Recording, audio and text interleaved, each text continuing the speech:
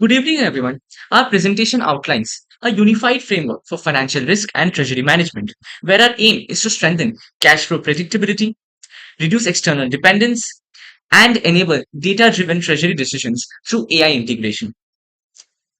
In dollar scarce markets like Nigeria, traditional hedging is both costly and limited. We recommend a collar strategy to cap losses and earn premium income.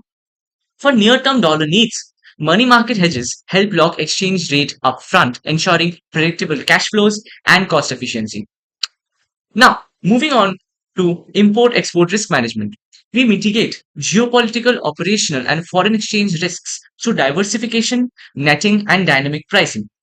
Supported by option spreads such as bull calls, this helps maintain liquidity and competitive pricing even amid macro instability.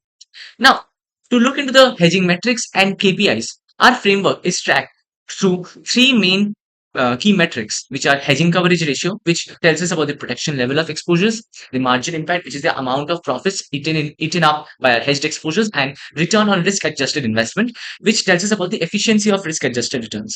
Now, to look into the USD INR exchange rate model, we are using a multi forecasting model framework, which includes SARIMA, Profit, and the linear regression model, where we link exchange rate movements to macro factors like interest rate differentials and crude prices.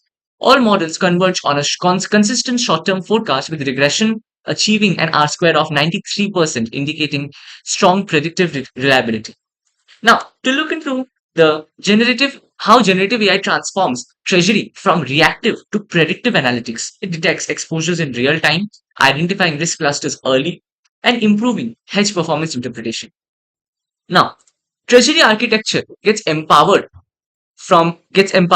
by a centralized structure where platforms like Kyriba or Ion ensure real-time visibility, automated forex tracking, and liquidity forecasting. API and Swift integration can also create a single source of truth and enhance board-level decisions.